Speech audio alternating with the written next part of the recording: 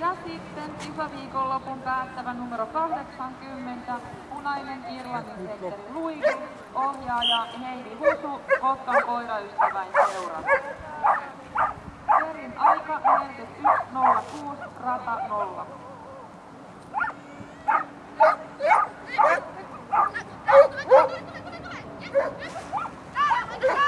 Aika tarkka 8.